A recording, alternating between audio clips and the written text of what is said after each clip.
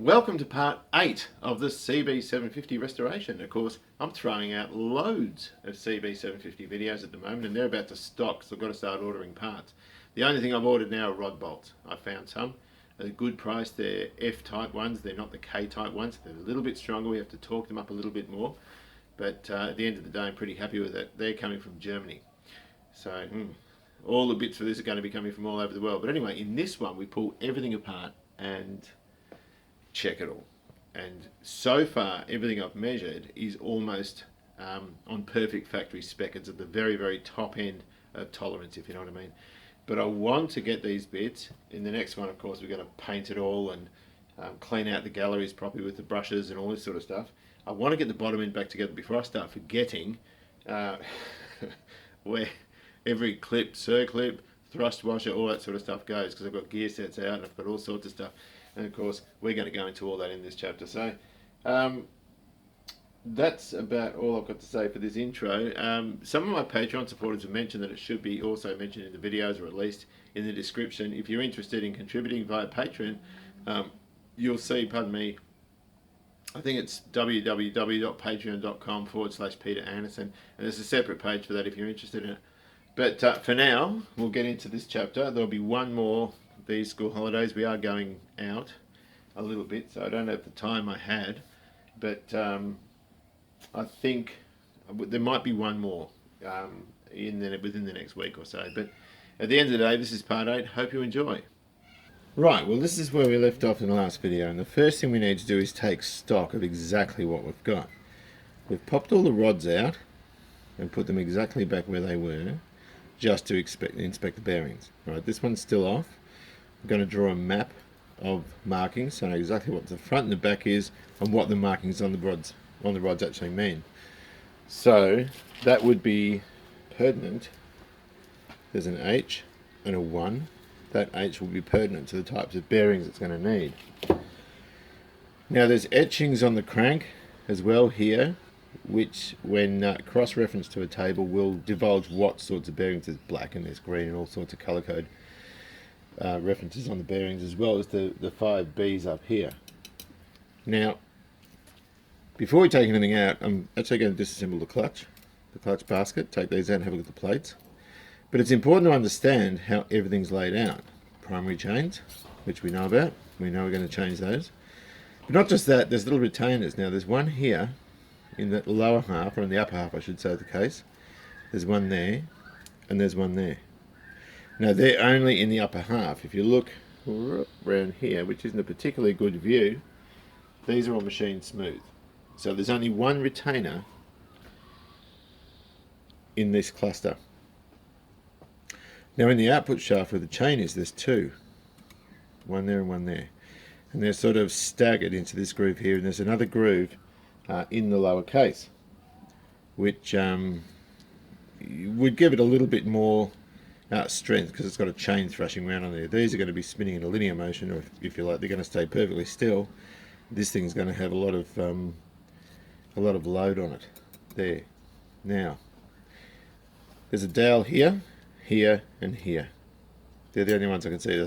So that can just pop out. We can pop this whole shaft out here and just unwind the chain and then pull the crank out with the chains attached to it.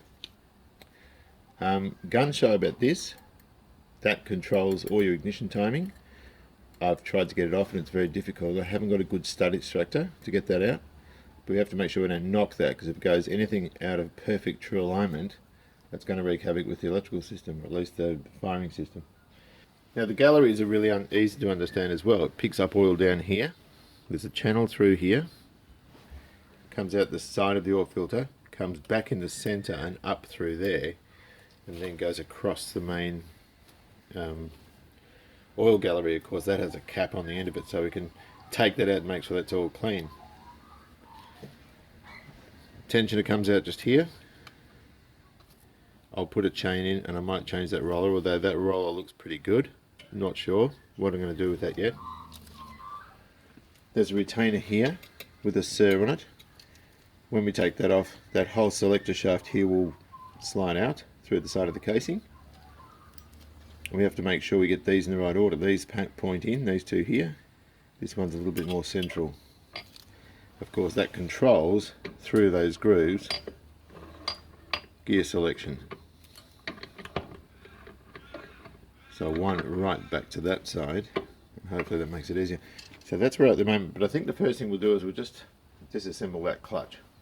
Now this has 4 quite large springs on it, and there's a specification for the length, the free length of those springs, so we need to refer to the manual. Also, let me have a good look at what's going on. Here are the springs. We can use a vernier to measure those to make sure they're the correct length. So looking at this, there's a lock nut, the bent over tab in there, so we're going to get a small screwdriver in there, flatten that out, then undo this nut. And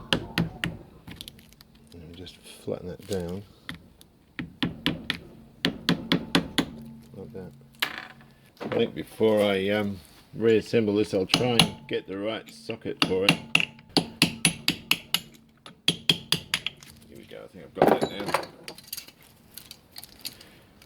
Not the right way to do it. There's probably a few people watching this thinking, oh, what are you doing? But we're doing it my way. Oh, I haven't damaged that. Probably burred the shoulder of that one a little bit, but it's all good. Right, mechanic's magnet. Take the little lock washer, there's a thrust washer behind it as well. So the good thing to do with this sort of thing, which way did that go? Went that way. Good thing to do with this is just to put a zip tie through it, a cable tie through it, just so you can see exactly what order it all was. Now this outer or inner basket should come off. Actually, it's going to come with the whole bloody lot. And this is, I'm reasonably curious to see what these plates are like. These are exactly the same sort of things an automatic transmission uses in the clutches. And it's a little bit dark, but there's all those little sort of divots are still in there, and that'll give it some sort of bite on the friction material. But they're probably not that bad. But you know what? I don't even care at the moment. I'm just going to sort of restack it all. And then when I put the engine... See, this is... I'm not worried about clutches or anything, ignition, you know, magneto or generator, whatever you want to call it, alternator, because I can access it all from outside the bike. Or when the engine's in the bike. And we have our lovely little clutch basket here, and I can lift that shaft out, so that makes it a lot easier. So I'm just going to package all that stuff up. Let's see where that gets us. Right, well we should be able to get some stuff out now. We have our 2 rings. Actually, we just have 1 ring. Yeah.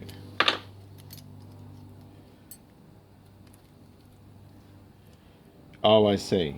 Sorry about that. There's a ledge there, so it can't go out that way, and this ring sitting in there stops it from moving out that way. That's actually really easy to understand. So I'll take you out.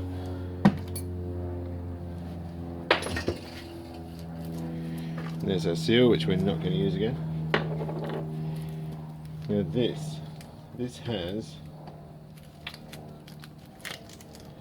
the chains, which I need to derail.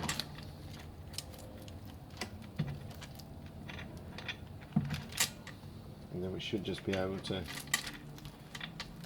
guide him off, making sure that we understand without any shadow of doubt where those rings are. They're there. Yep, they're all still in there. So there's one of our clusters. Feels a little bit rough. Hang on. Right, so getting into these rings again. Where are they? Here. There's those 2, which are the same size, and this one, which is a lot bigger. And we cannot forget about those. That will be the difference between the whole gear train shunting and possibly ruining the case, as well as the gear sets. We'll grab our cranky shaft. I want to take that thing out. I'm not in a great position here. And very gingerly pull it out. Go and put it down somewhere safe. So that's about it. I've got to take off the that now. With the O-ring. That'll remind me, even though I'm not likely to forget that one. These ones going to pop out easily? No, they're a bit more challenging. The other thing that's worth doing before we go cleaning it up is just getting any remnants of the old Honda Bond off. That's the seal of choice for this.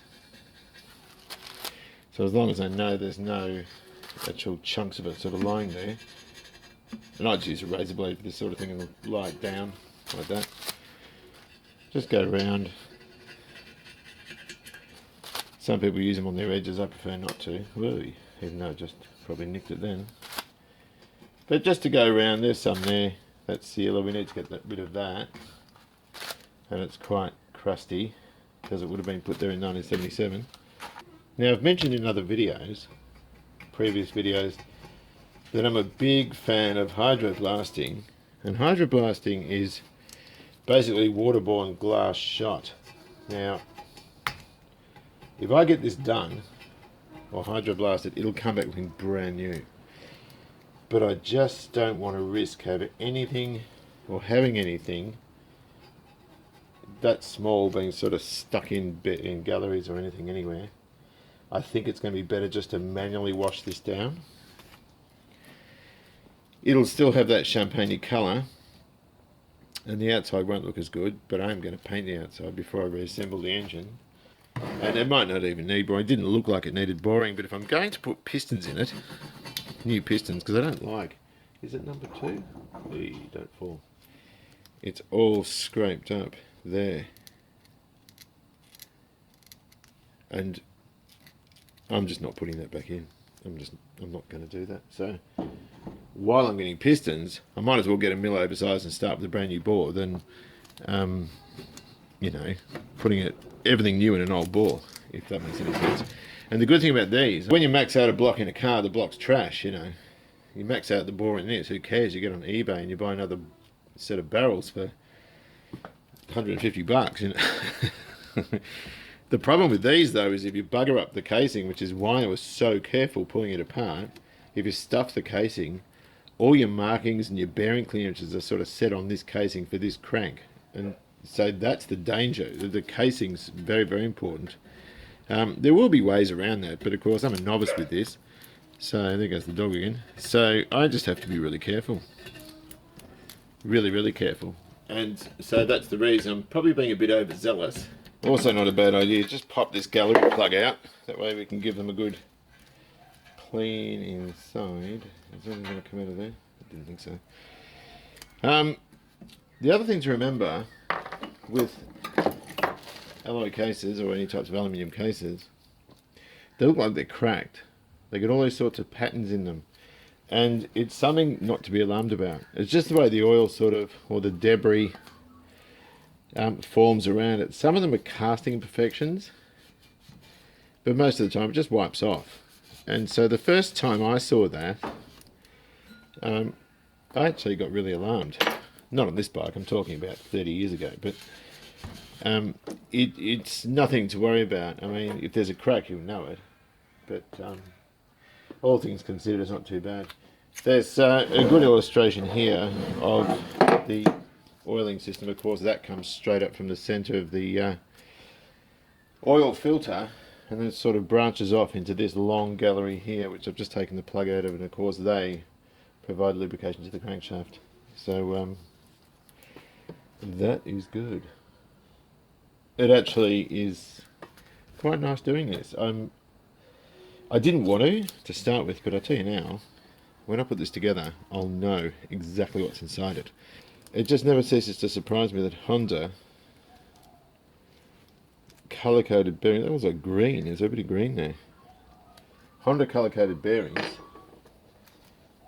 they didn't stamp them, which to my mind is nuts. The Japanese are normally, oh, that's got a stamp in it, but that would just be the branding, I would guess. The Japanese are normally brilliant for not leaving any stones unturned, but also for having their own little coating. I still reckon, Richard Graham, a very good friend of mine in the Wolseley Car Club, said, "Are you sure that's done 18,000 miles?" And of course, I'm not sure of anything. I just assumed it was because of the condition of the fasteners and all this sort of stuff, and even the fact little things like that where you can still see a bit of the colour on the bearings. It's widely known that that sort of disappears. But no, I don't know anything about this, and I won't profess to know. It's only opinion. That's all it is, just opinion. Right, so I'm just going to pop this off. This is a retainer. Oh, my daughter's got her friend over. This is a retainer for, whoops, is there any shimmer or anything under there? No.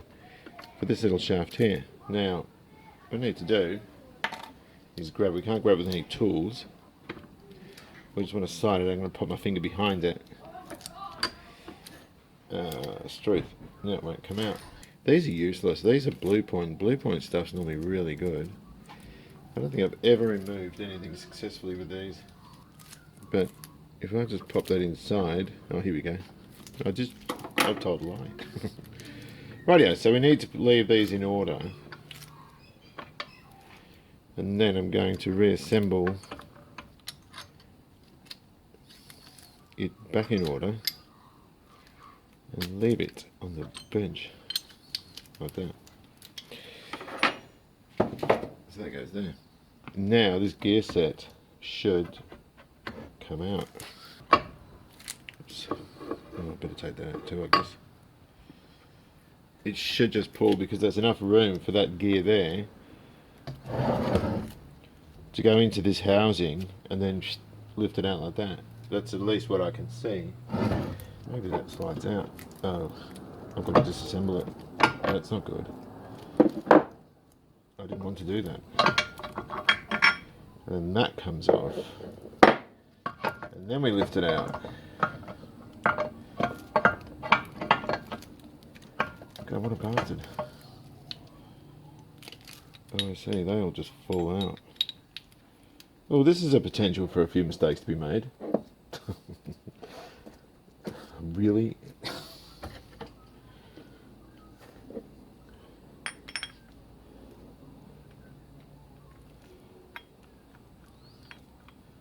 Yes, this is reasonably horrible. So we'll just make sure we put that absolutely together properly. And this is where we really will be reading a manual. Right, so I'll just pop that down there. Good idea to store stuff like this on wood, not on metal, because you don't want it to chip or anything like that. And that bearing looks like it's going to stay there, which I didn't really want. I don't want to leave that in there while I'm cleaning the case. How does that come out? Let me take another look. Okay, is there a circlet around it? No, there's not. I wouldn't mind wagering a bet it's going to punch out, but if we do punch it out, we're going to have to punch it out from the outside, not the inside, because I don't want to damage it, and it does feel really nice.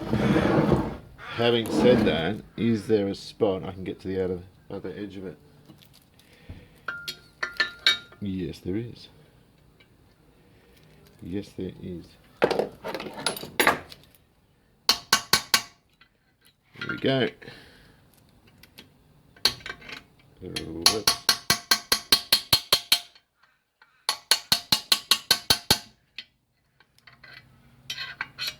I'm just going to have to whack it around the bottom. There we go. Job done. And no damage at all. It's beautiful. So we just pop that onto the shaft. And that's the hardest bit. Although, I'll tell you what, I don't want to take that out. Because this looks like a bastard of all sorts of proportions with that spring. What was I saying about scraping the belly of this thing?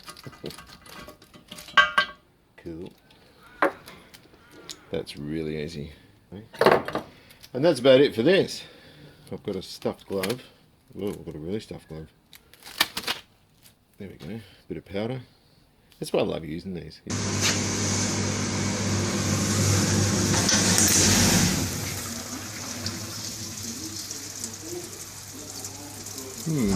Not bad. Getting there.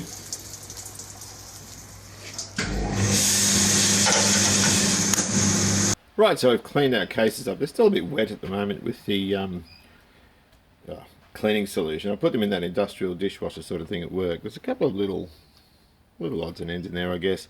It needs to be blown out and so forth. I've just got home. A couple of bits of good news and bad, I guess. Final drive thing here. Bearing sounds ratty. So I think we'll get some good quality Japanese bearings, Timken or otherwise, and put them in. I'm just going to let that sit there. Actually, I'll just put that in first here. Whoa. No, we've got to put that in, don't we? Anyway, whatever. That can just sit there. Doesn't sound very good. Of course, when you clean bearings, they quite often sound a bit scratchy, but that's neither here nor there. I'm not worried about that. So that can sit there. The other thing that worried me, if I take this apart, there's a steel shim there we've got to be careful of. This one, was it this one or this one? This one here actually started to grab.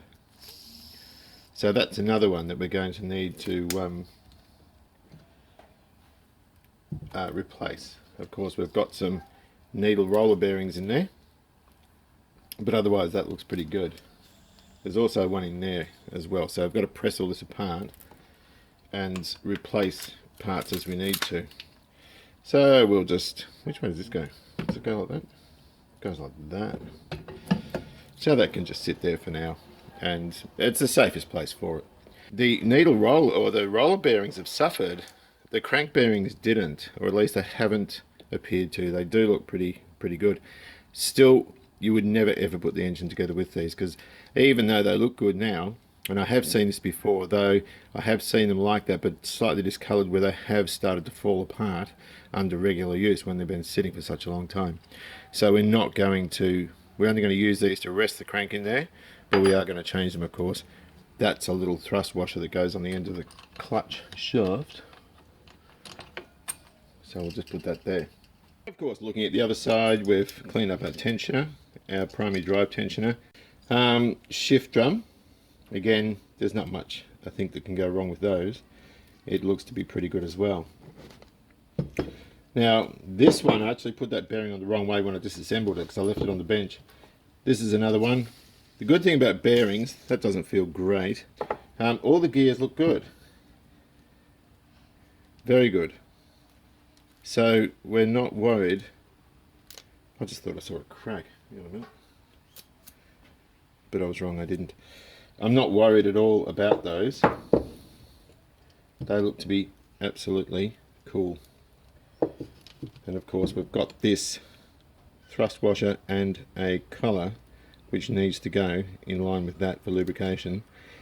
That of course comes off with that split pin, but I don't see any sense in taking that off for now. Just a matter of keeping it all lubricated and lining you up with that hole there, which is cool. Well, oh dear me, I never said I was good at this. That is better because that meshes in with that. Goodness me. Anyway, that can go either way, but I do want to get it the right way because it will have meshed on the gears a specific way. And they just fit. Like that. Or maybe I should just stand up like that. Same deal. All looks really good. And there's a split pin there, or at least a clip I can take off to separate that, but I don't even think I'll bother. Judging from how I'm doing this so far, I think it'd be stupid if I did that. Anyway, all good. All very good. So, I didn't take that out. I left that in. Only on the proviso that I didn't think I needed to. You can see on the casing there's a little bit of the old Honda bond there. That needs to come off. And the brand name and also the fact that this one here is slotted. So it just means that I can know precisely what I've got. That's a slotted bearing there. We can see that there. We've got the number 6304 NS. Koyo bearing, and it's Japanese. And that's probably a better view of it there. That way I just know exactly what I'm getting. Once the furthest I can get it up, that's by sort of putting it on the floor and putting my feet either side and sort of yanking on it. So I might have to use a press to get that off, but I can't see the I'm not going to divulge the number.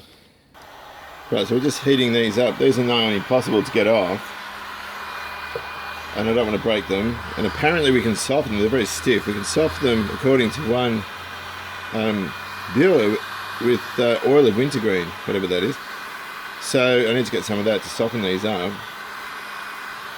But I'm in a hurry. I want to get the valves out and get them to work to get the thing cleaned up. They've got like an industrial dishwasher thing there, and that way I can take the plugs out the valves and it can all sort of flush up through the ports and so forth. But I want to get it done because the guys are at work. We're halfway through the second week of school holidays, and I can't sort of do it on a school day before work, which I normally do if I need to do anything there, because the stuff drips on you and it smells like bloody formaldehyde. So that way I can sort of get these softened up and bring them home, or get this washed I should say, and bring it home and then have a shower. I'm supposed to be going out today, Susie and I and the kids and so forth, and I'm just sort of heating them up and hoping I can get it off. And of course we're going to be jimmy against the head here. Oh, here we go. I've already got 2 of them off. This will be the 3rd, which is cool, and these are numbered. Awesome. If I can reuse parts I will. That's cool. Got those off. I'll pop the plugs out. Right, there are a couple of different tools you can use to get these out. I've just popped one out. I thought the camera was rolling and it wasn't. But anyway, this is the one I always use on the cars. And this is great because you can sort of take the valves out or take the valve springs off. Good for doing valve stem seals and so forth with the cylinder head still on the engine. You couldn't do it on a bike because you can't sort of get to it. But the other way is the more conventional type, although this is quite a new fandangle looking thing. And it's got this crank handle, and of course you stick that on the valve and wind it in and so forth. But on alloy heads you'll always have a steel sort of collar down the bottom so the spring's not sort of rubbing against aluminium, and you need to take the valve stem seal off the guide to get it off. And of course that needs to be bagged as well. It's probably not so important where that goes in terms of which cylinder, but I'm just trying to be as good as I can with this. These seals don't look too bad. They're a bit stiff, and we don't jimmy against the head, but we have today. And these can be sort of stuck down just with a bit of vacuum from the oil that's underneath. So I'll try and lift it, rotate it and lift it. Here we go. Houston, we have takeoff. There we go. And that was number 1, wasn't it? I forgot about that. We'll just put that under there again. Get our tool, which we're on a really weird angle because we have a camera there, but we don't mind. Can we see? Yep, we can. Whoa, can we see? I'm looking at the camera instead of this. Probably would be easier to use the G-clamp type, but I know on the cars I'm pretty quick with this. On this bike, I'm not going so well. There we go, I should be able to pop that out. There's one. And number 2, gotcha. Undo that.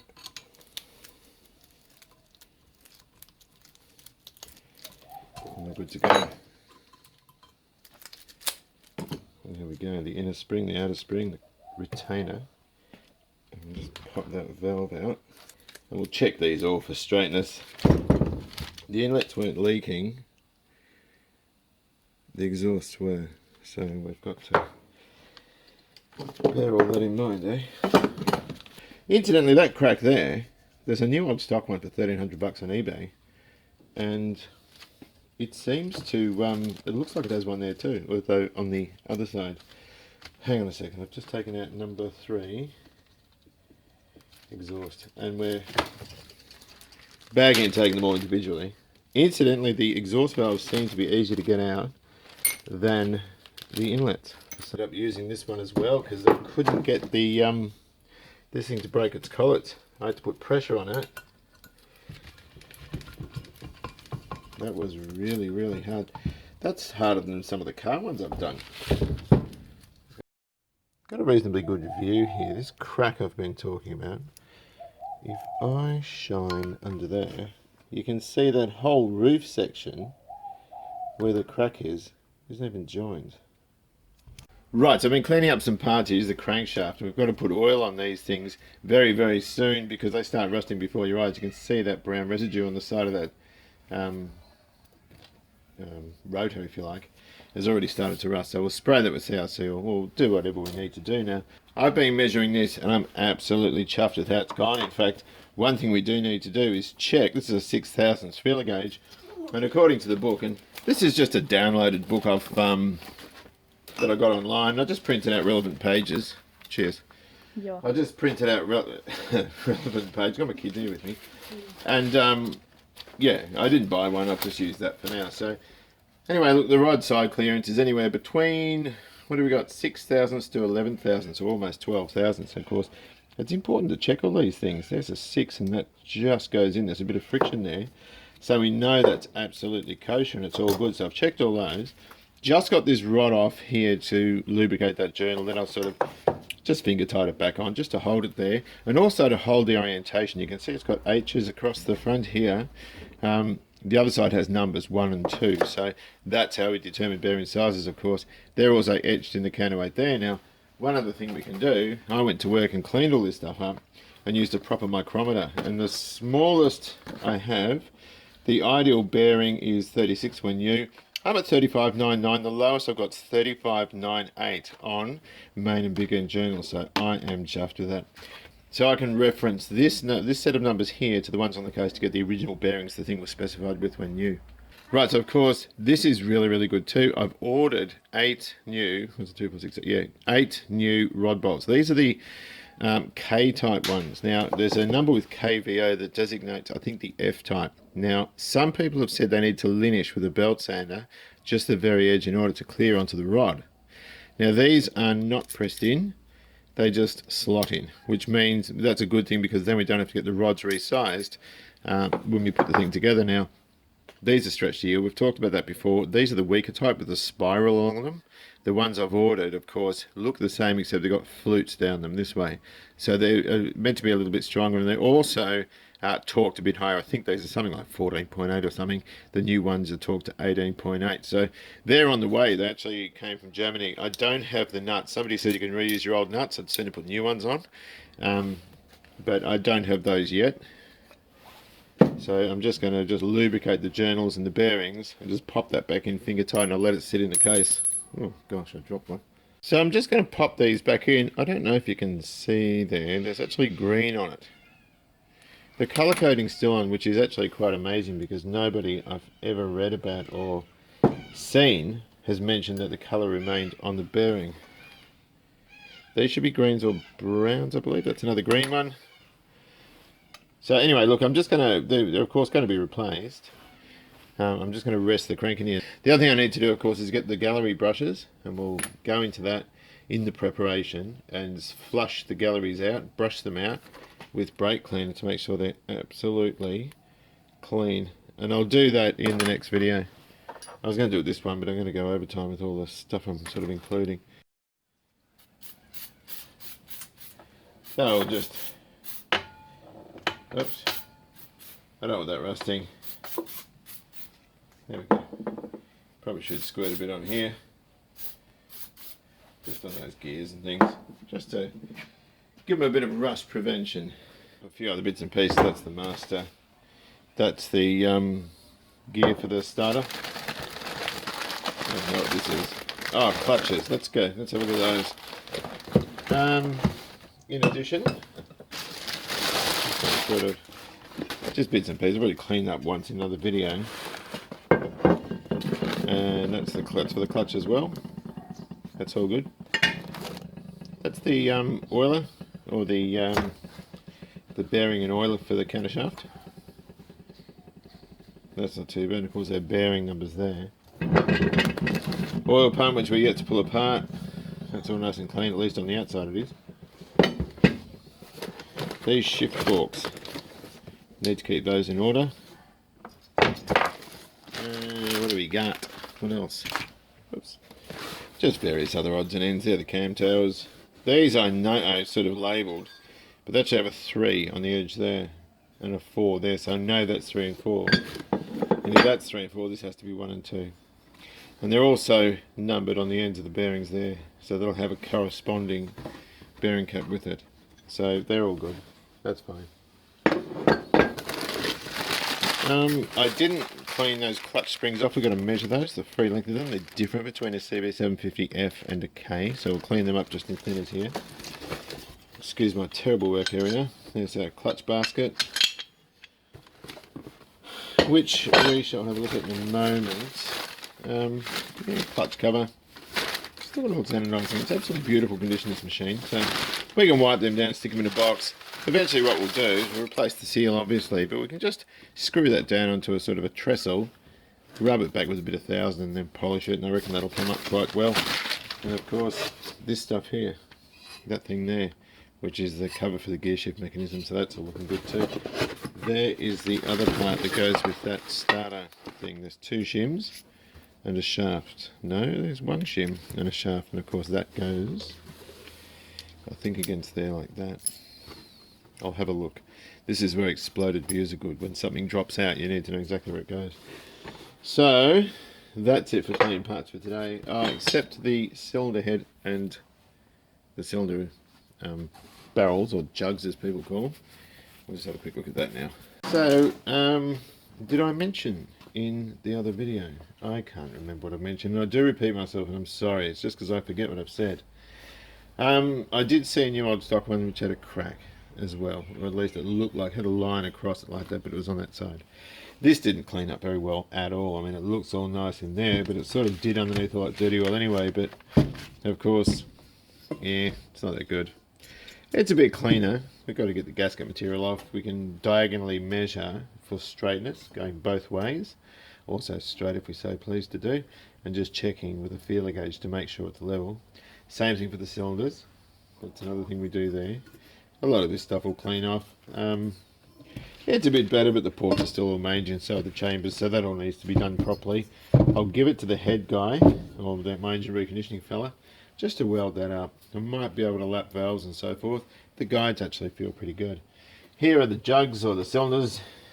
Again, they look pretty much as they did before, maybe a tiny bit cleaner. Of course, in there, it is a lot cleaner. So I can clean up that and I can paint it, but I'm going to bore it. I'm going to bore it a millimetre, because there are some scores in there, and a bit of pitting just from sitting around for so long. So we're going to take it out 1 millimetre. I'm sure it'll go out safely. For that I've got to measure it properly, and I haven't measured this, but the cylinder liners look huge. Of course they won't be that thickness all the way through, that's just the top lip, but I'm sure a millimetre is safe on those. I'll double check. Of course then that'll give us a capacity of 760 cc, so it won't be 736 anymore. And of course in here I've cleaned that as well, so that the gasket stuff's still there, but I don't care about that. I can get that out anytime, and again that needs to be all cleaned up and made look pretty as well. So I've got our clutch parts, we've got our friction discs and our normal steel ones, or the ones that the friction discs run on. These are great because I think I might have mentioned they've still got all their divots in, they're not worn at all really. Minimum thickness for these is of course 3.1, we've got 3.5 there, or 3.48. And we can just go around and measure all these. 344, plenty of meat on there. Now this one here, that's 344 as well. It actually has different, there's one of them has different cut friction material on it, and that shows in the manual on the exploded diagram. So the lowest measurement on here is 3.47, the highest is 3.51. That's a good set of numbers, isn't it? 351. Now the book says also there's ways of checking it. It's straight edge, and we'll go and get one. I've got one outside. But disc A and disc B, and they both say 3.10. And another advantage with having a manual like this, these are just little school project books that I had under the desk,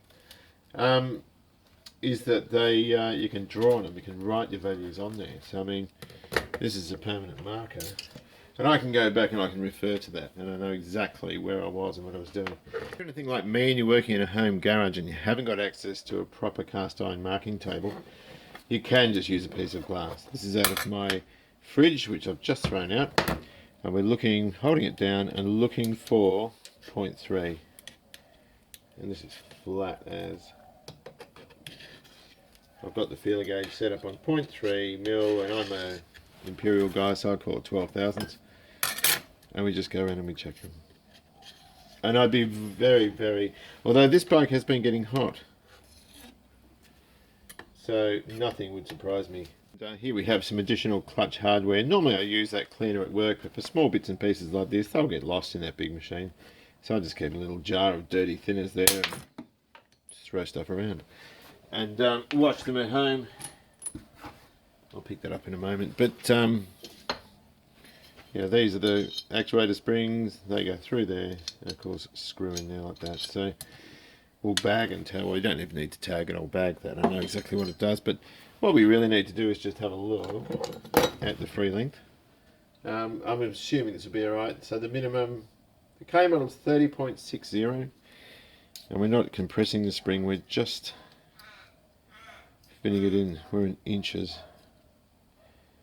39.56. So we're looking for 30. I'm assuming 30.56 is the minimum, and F is 36.8. Now that's 39.51. What are these? 39.65. This clutch felt very heavy, but that was also attributed to the fact that it had a quite a stiff cable on it, so that needed to be lubricated. These are all coming in just a whisker under 40 millimeters. Now, the spec says for an F, 36.8 the service limit, and a K 30.60, so they're a full 10 mil longer. I'm wondering if this has had stiffer springs put in just to give it a bit more bite. They're colour coded blue, if anybody knows why. I'm not sure. So what's the consensus here? Well, a few things we didn't know and a few things we did. Crankshaft is beautiful. The minimum of 35.98 is the smallest measurement. The largest is right on 36, and of course they're 36 when they're built. So that's perfect. The gear shaft, the gearbox bearings are a bit munted, so we need to get new gearbox bearings for it. The engine bearings were perfect, but of course we've got the cases split. You'd change them. It'd be so foolish not to. Of course, we've also ordered those rod bolts. So tensioner wise, this looks really good. But again, you know what? Sitting around in a gearbox in an engine for all those years and just feeling slight serrations there, I think we'll pop a new one in. We're going to get new primary chains anyway. And of course these things seem to wear in such a way that they chip off the edges and have a sort of serrated sort of look, like a serrated knife on the edge. So I think we'll chuck that as well. So we'll put a full set of chains in, timing chains, primary drive chains and tensioners for both. New Conrod big end bearings, main bearings, gearbox bearings, and I think that'll probably be it. I think clutch plates are all beautiful. The gear sets are all lovely. The shift mechanism all looks good. The crankshaft's lovely. It really is a really good engine, but it would have been... I'm actually really glad I've pulled it apart, because it would have been noisy in the chains, and it would have also started wearing gears a bit worse, and the timing chain would have been clattery as well. So it's a full rebuild. It's an absolute full rebuild. So in the next chapter, what we'll do is we'll pull all this apart. It's just all sitting in there. We'll clean those galleries right out. We'll mask it up. We'll paint it, paint the casing. We'll go through the different paints and the way I'm going to do it. Of course, then we should have some parts to put in, hopefully. And then after that, of course, we can button it up and the bottom end is done. That's where I'm sort of aiming. I don't care about the top end at the moment. I'm going to bore it, put bigger pistons in. And of course, our camshaft's good. Everything's good with the top except that crack in the head, which, as I said, looks to be in a fairly benign area. And so it isn't looking bad, you know. It's in every bit you can possibly imagine. But at the end of the day, it's going to be a pearler. So on that note, I'll say, drive safely, enjoy a classic, and of course, I'll see you later.